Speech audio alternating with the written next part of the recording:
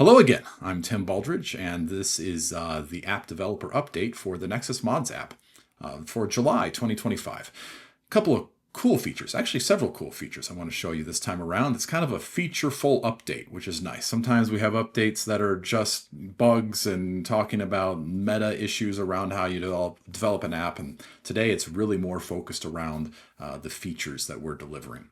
If you look here at the storage location, you can see that you can change the storage location in the settings now. There's an important note here that you need to change the storage locations, shut down the app, move your files, and boot it back up. We will look into in the future, maybe coding this up to move the files for you. But if you can imagine, if you have several gigabytes of files on a slow hard drive, it would take a while to move them. So we would need to write a certain amount of UI, user experience type things to show progress bars and all that sort of stuff and handle failures and cancellations. And so for now, you get to move them yourself. Probably you'll just set them up once and then you don't have to think about it anymore. Okay, so those are kind of nice to have features, little features, but we have some cool stuff now. So one of the things, as you see here, I have 818 mods installed. I have several Cyberpunk collections and some other mods I've downloaded. So one feature that we have now is, when you're in a long list of mods, finding what you're looking for is a little hard. So if you hit this little box here and it says, hey, you can hit Control F, it pops open a search bar and you can type in something like CET for Cyber Engine Tweaks. And here you go, anything with CET in it. Pops up. Now, this is a little more advanced than just searching the names. What we can also do is search, like, for instance, the file size. So 34 megabytes. There we go. Pops up anything with 34 megabytes. And you say, wait a minute, why is this one here popping up? Well, it's 134 megabytes, right? So it's a partial search. Likewise, version numbers, 1.35.1, Cyber Engine Tweaks, version 1351. You can even search when it was downloaded, so 3 days ago. That's anything that was 3 days ago. Or you could just say days ago. That shows anything that's installed days ago. We're probably going to extend this later on. With more features, we can have better filtering, like being able to say after a certain day or before a certain day. There's all sorts of stuff we can do there. But for now, this is really what people are looking for. Now, when you want to find mods that deal with Pan Am, you can, pull that up pretty easily.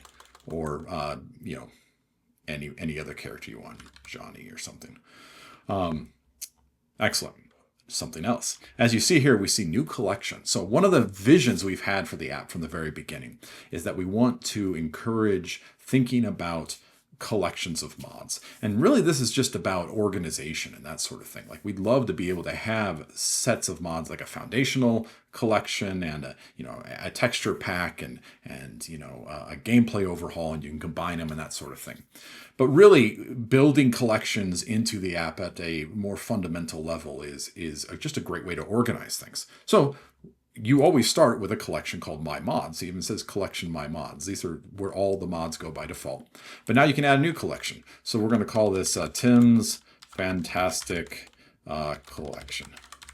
And so now we have another collection here. Now you see these here are read-only, and that's because someone else created it. Eventually, we're going to make a way that you can click on this collection and essentially fork it. So what we're trying to do as well with collections is improve the stability and reliability of collections. If you install it the proper way, it should work. And so we're going to kind of maybe restrict people a bit into installing it just in the way it was intended. But that's, like I said, intentional, because how does the collection author know that you installed it, that it's broken or working, if you're allowed to just install it any old way you want?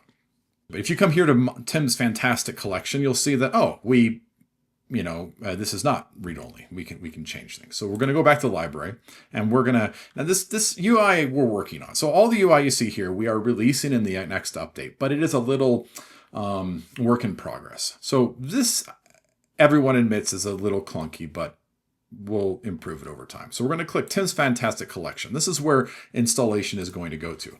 And then I can do CET for Cyber Engine Tweaks, and then we can install this into Tim's Fantastic Collection. And so if we go back here, you see, sure enough, it's installed. And let's go back to the library and let's do red for ext. And we can also install that there. So there's things we can improve here. Like if it's not in Tim's Fantastic Collection, we should have an install button here.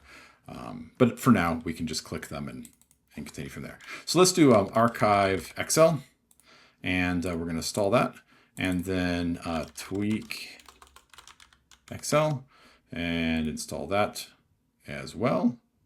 That didn't clear. That's interesting. That didn't clear that other installed mod. It didn't double install. A little UI glitch there. Always work in progress, right?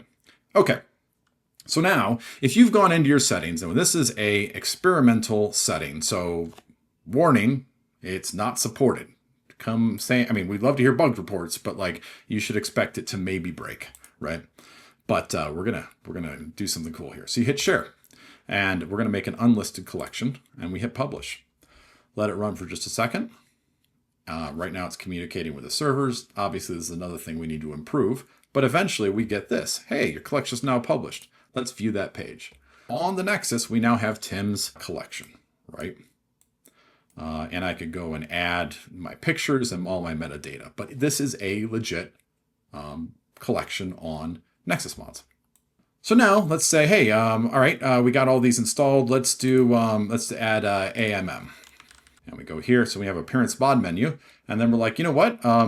Cool. Let's we made an update. Let's publish the update. Once again, it'll run, and there you go. It's now live. We just published version 2. If I go back to my collections here, we'll see version 2 is published. We see mods installed. We have appearance mod menu now installed, and all the others, right? So it's pretty cool.